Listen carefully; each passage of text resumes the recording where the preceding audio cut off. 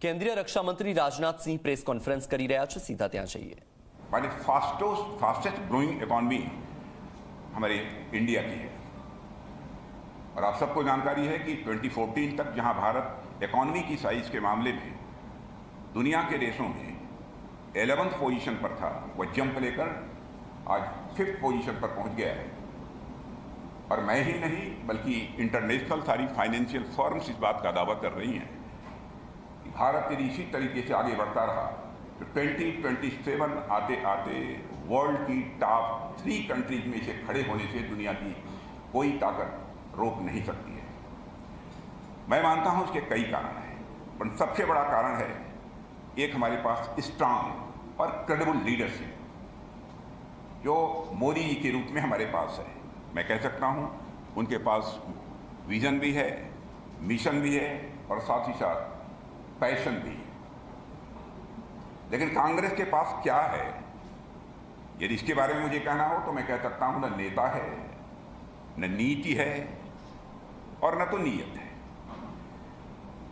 गरीबी समाप्त करने की बात चाहे पंडित जवाहरलाल नेहरू जी रहे हों, चाहे श्रीमती इंदिरा गांधी रही हों, चाहे राजीव गांधी जी रहे हों, चाहे मनमोहन सिंह जी रहे हों, सबने कही। लेकिन गरीबी को इस भारत से वह दूर नहीं कर पाए 50 वर्ष से अधिक समय तक शासन करने के बावजूद। लेकिन सारा विश्व सच्चाई को जानता है कि पिछले 8-9 वर्षों में ही 25 करोड़ लोगों को गरीबी रेखा से बाहर करने में स्वतंत्र भारत के इतिहास में पहली बार किसी सरकार ने कामयाबी हासिल की है, तो हमारी सरकार ने कामयाबी हासिल की है। इंटरनेशनल मॉनेटरी फंड की यह रिपोर्ट है कि आज भारत में गरीबी सबसे निचले स्तर पर है। लेकिन हम इतने से ही संतुष्ट नहीं हैं। गरीबी को हम लगभग समाप्त करना चाहते हैं और हमारा टारगेट है कि with in 5 to 10 years Bharat से गरीबी को हम पूरी तरह से समाप्त करने में कामयाब होंगे। कांग्रेस इस दृष्टि से कुछ नहीं कर पाई, लेकिन मैं देशवासियों को कहना चाहता हूं इस संबंध में कोई करेगा तो हम लोग करेंगे। लोकसभा के चुनाव परिणाम का जहां तक प्रश्न है, सूरत ने इसका श्रीगणेश कर दिया है। निर्विरोध हमारे प्रत्याशी की विजय यहां पर हुई है, लेकिन कांग्रेस आरोप लगा रही है हम लोगों के ऊपर। इस समय देश में लोकतंत्र खतरे में। अब यह बात हमारी समझ में नहीं आती है, आधार क्या है यह आरोप लगाने, क्योंकि इसके पहले भी लोकसभा में 28 सांसद निर्विरोध निर्वाचित हो चुके हैं, जिनमें कांग्रेस के 20 हैं, समाजवादी पार्टी और नेशनल कॉन्फ्रेंस के भी 2-2 हैं। इसके अतिरिक्त भी अन्य बाकी दलों के भी लोग इसमें शामिल हैं। मैं मानता हूं कि हार की हताशा में कांग्रेस इस प्रकार के कुतर्क दे रही है और कांग्रेस कहती है कि इस समय देश में लोकतंत्र संकट में है, लोकतंत्र खतरे में है। लेकिन मैं बताना ही नहीं चाहता, सारे देशवासियों को इस बात की जानकारी है। इमरजेंसी लाकर लोकतंत्र की हत्या करने का काम यदि किसी ने इस देश में किया है, अपराध किया है, तो कांग्रेस ने किया है। फंडामेंटल राइट्स को सस्पेंड किया तो कांग्रेस के राज में हुआ है। 18 महीने तक हम सब सारे लोगों को जेल की हवा खानी पड़ी है। और मैं यह भी कहना चाहता हूं, इलेक्टेड गवर्नमेंट चुनी हुई हमारी प्रदेश सरकारों को सर्वाधिक यदि किसी ने बंद किया है तो कांग्रेस ने किया है।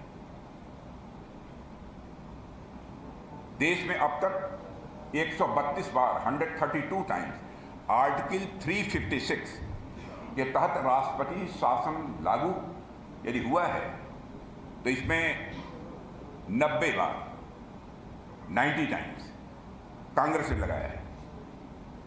और अकेले इंदिरा जी ने सरकार गिराने की हाफ सेंचुरी लगा रखी थी। और आरोप हम लोगों के ऊपर लगाया जा रहा है कि हम लोग लोकतंत्र का गला घोट रहे हैं। मैं कांग्रेस के दोस्तों से पूछना चाहता हूं, आप ये बतलाइए कि हमारी गवर्नमेंट ने, हमारे प्राइम मिनिस्टर ने कहीं एक भी इलेक्टेड गवर्नमेंट को टॉपल डाउन करने का, उसको गिराने का काम किया हो? एक भी ऐसी कोई गवर्नमेंट हो? भ्रष्टाचार के खिलाफ कार्रवाई यदि होती है तो उसको भी बतलाते हैं कि देश के लोकतंत्र के लिए गंभीर संकट पैदा हो गया, देश के लोकतंत्र के लिए खतरा पैदा हो गया। यदि ईडी ने गलत किया है तो आप अदालत जा सकते हैं, कोर्ट जा सकते हैं। यदि गलत किया है तो कोर्ट से आपको रिलीफ मिलनी चाहिए, नहीं मिलती है तो इसका क्या कारण है? ईडी ने, जो मेरे पास फिगर है, 2014 के बाद 1 लाख करोड़ की प्रॉपर्टी अटैच की है और 22,000 करोड़ के कैश अब तक जब्त किए हैं। लेकिन 2014 के पहले ईडी ने केवल 34 लाख रुपए कैश ये जब्त किए थे। साथियों, यूपीए के 10 साल में भ्रष्टाचार का ओलंपिक खेल खेला गया कांग्रेस की हुकूमत में, और उसकी सबसे बड़ी ऑर्गेनाइजर कोई पॉलिटिकल पार्टी थी तो वह कांग्रेस थी। वैसे तो 2036 में हम लोग भारत में ओलंपिक हो रहा है और उसका आयोजन करेंगे, और इसकी चर्चा हम लोगों ने अपने संकल्प पत्र में भी इस बार की है। साथियों, बीजेपी का संकल्प पत्र एक नए, समर्थ और विकसित भारत के निर्माण की यह पक्की गारंटी है,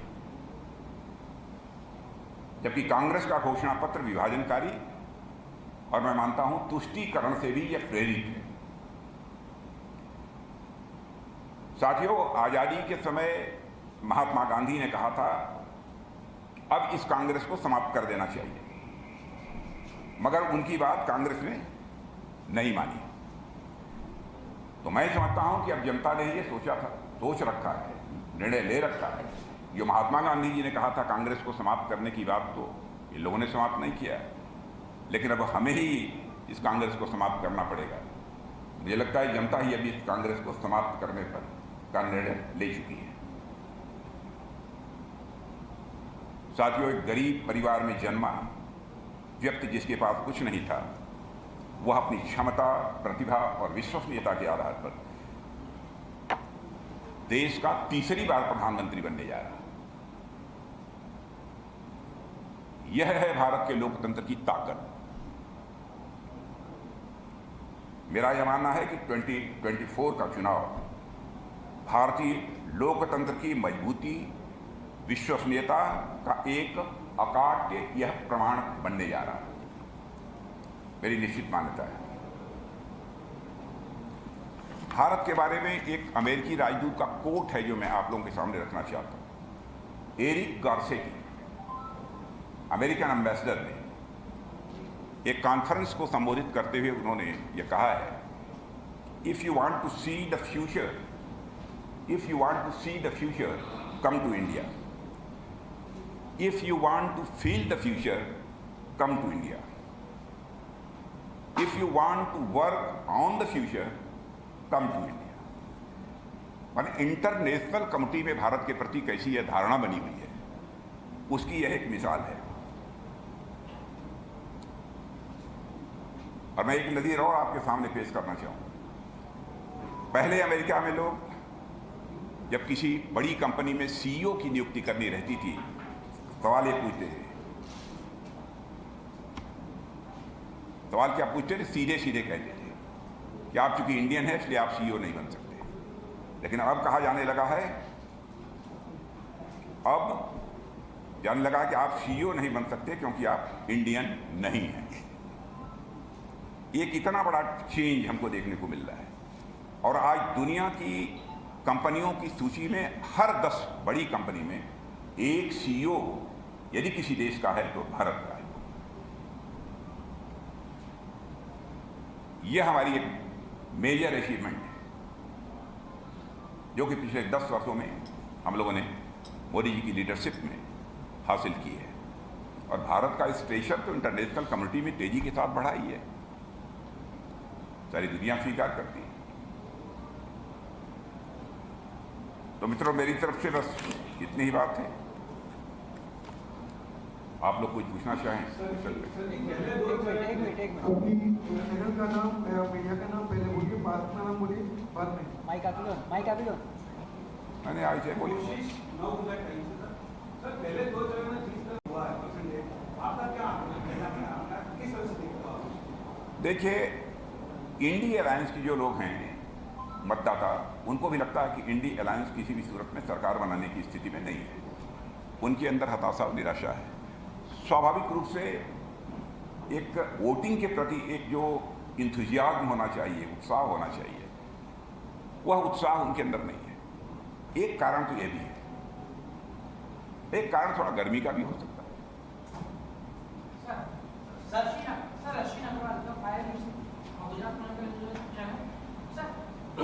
अखिल भारत महामंडलेश्वर की केंद्र महामंडलेश्वर सखी वाराणसी नरेंद्र मोदी को चुनौती दे रही, उसको किस तरह देख रहे हैं? क्या कहा है?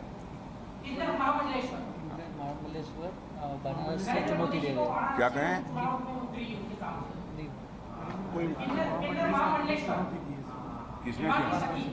किसने चुनौती दी? प्रधानमंत्री के सामने लड़ रहे हैं सर, आपको पता नहीं? नहीं, बनारस में फॉर्म करेंगे, बनारस में चुनाव लड़ेंगे महामंडलेश्वर। अरे भाई, चुनाव देखिए, मुझे जानकारी नहीं है, लेकिन चुनाव तो कोई भी लड़ सकता है। नहीं, तो सर एक चुनाव में मैदान में उनकी बात नहीं हो रही है, उनका जो एजेंडा है और वो बड़ी चुनौती है। चुनौती पे होगी, उनके लिए होगी, हम लोगों के लिए चुनौती नहीं है।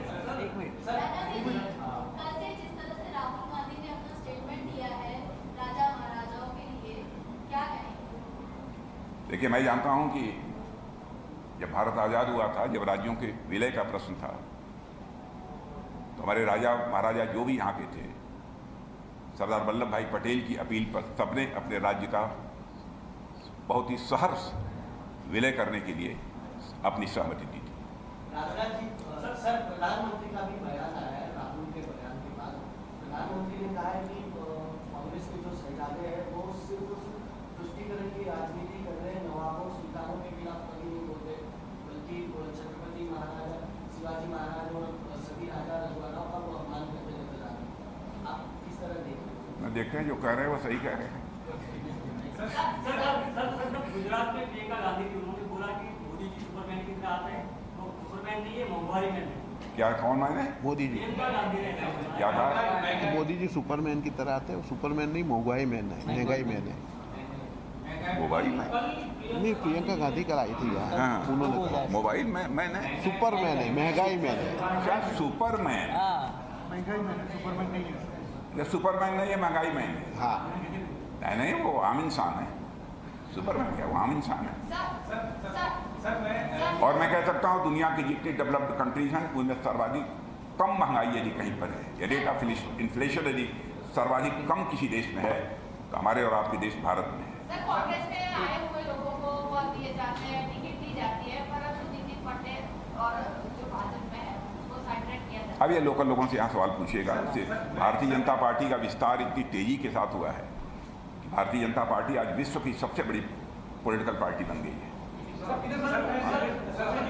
लोग बाहर से आएंगे, जो आते हैं बाहर से उनका स्वागत है।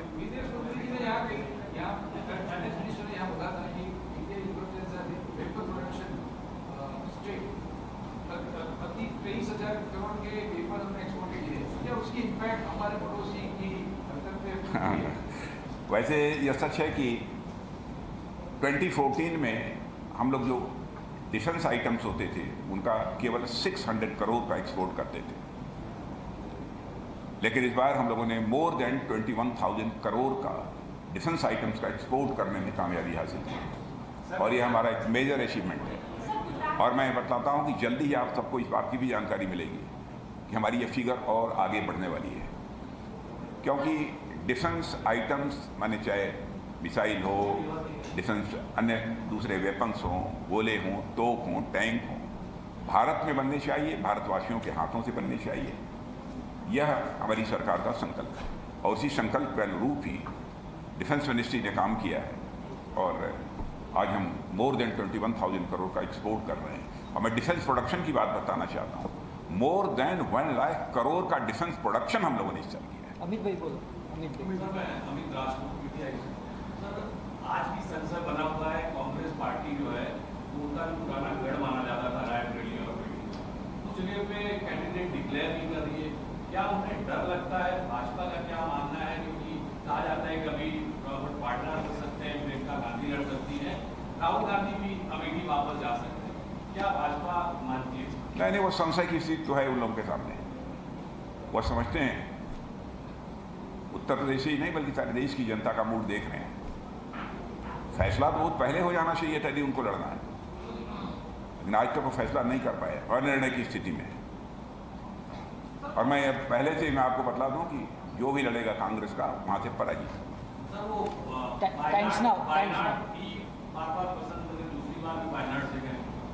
अब देखिए, पहले कहां से वो लड़ते हैं अमेठी से कि नहीं लड़ते हैं, इसका फैसला होने दीजिए पहले, उसके बाद ही मैं कमेंट कर पाऊंगा। तब मैं कहूंगा कि वायनाड के साथ क्या किया है उन्होंने। सर, कांग्रेस की बात करें तो दिल्ली हो या हरियाणा हो, कांग्रेस में आज सुबह से बवाल मचा हुआ है टिकटों के बंटवारे को लेकर। दिल्ली प्रदेश कांग्रेस के जो अध्यक्ष है अरुण सिंह नंदी, वो इस्तीफा दे चुके हैं, उनको मनाने की कोशिश करी, क्या चल क्या रहा है? नहीं मनाए हो आप ये तो उनका अंदरूनी मामला है, सब चलता रहेगा। देखिए, वहाँ पर कांग्रेस तो इसमें हताशा और निराशा की स्थिति है। अब किसी भी दल में अथवा किसी भी संगठन में भी हताशा और निराशा की स्थिति पैदा होती है तो स्वाभाविक रूप से अंतर्कलह वहाँ बढ़ता है। एक minute one by one Dubey ji sir, मैं नीरज दुबे, प्रभा साक्षी दिल्ली से। सर, आपने भी जिक्र किया कि कांग्रेस के जो पूर्व के नेता थे उन्होंने गरीबी हटाओ का नारा दिया। अभी कांग्रेस के प्रदर्शनों को देखें तो राहुल गांधी कह रहे हैं अमीरी हटाओ, तो गरीबी हटाओ से अमीरी हटाओ तक की इस यात्रा को कैसे देखें? उन्होंने संपत्ति के विभाजन की बात कही। उन्होंने कहा इसका एक्सरे कराएं, संपत्ति के विभाजन की बात उन्होंने कही है। लास्ट क्वेश्चन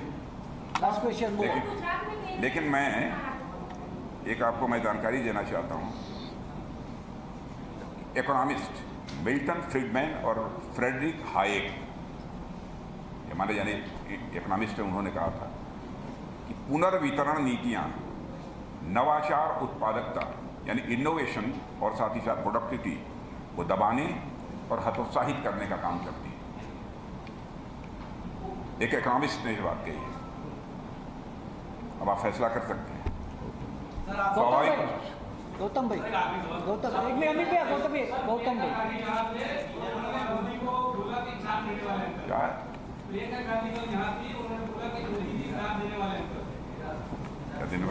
ज्ञान देने वाले अंकल है, ज्ञान देकर चले जाते, ज्ञान देकर चले जाते। मैं उसी ज्ञान के कारण ही आज भारत का मस्तक सारी दुनिया में ऊंचा हुआ है। उत्तर प्रदेश से आप आते हैं, उत्तर प्रदेश से भी आप चुनाव भी लड़ते हैं, किस तरह का माहौल है वहाँ पर? और योगी जी का वहाँ पे बहुत ज्यादा लोगों की डिमांड है, क्या इस बार 2014 से भी पार हो जाएगी? पक्का शायद उत्तर प्रदेश में अपोजिशन को 1-2 सीटें मिल जाए तो मिल जाए, नहीं तो उसकी भी संभावना नहीं। एक करके पूछिए तो मैं जवाब देता हूं।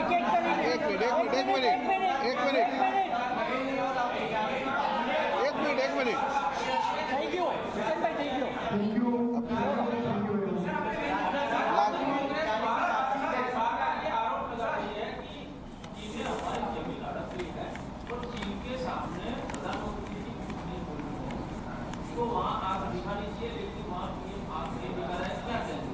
ज्ञान जी, हर सवाल के जवाब उनके नहीं देना चाहिए।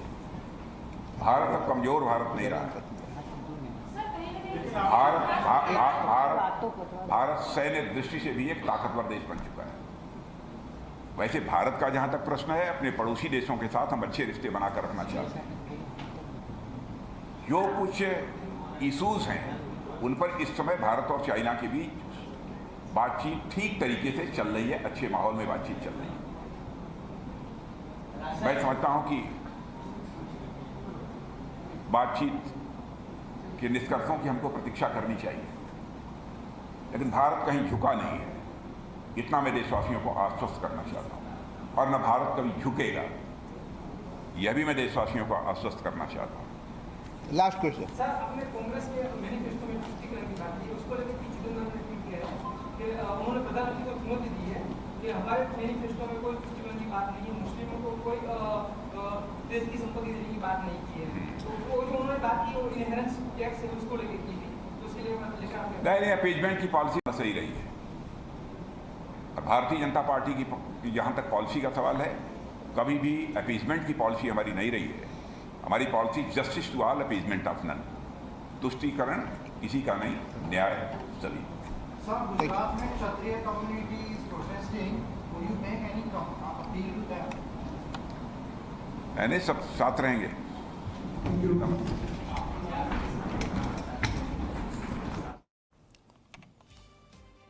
તો કેન્દ્રીય રક્ષા મંત્રી રાજનાથ સિંહ આજે ગુજરાતના પ્રવાસે છે। લોકસભા ચૂંટણીના પ્રચાર માટે રાજનાથ સિંહની આ મુલાકાત। ત્યારે અમદાવાદમાં પ્રેસ કોન્ફરન્સ કરીને માહિતી આપી। તેમણે વાત કરી કે આપણે જ કોંગ્રેસને સમાપ્ત કરવી પડશે। કોંગ્રેસ પર આકરા શબ્દોમાં તેમણે પ્રહાર પણ કર્યા।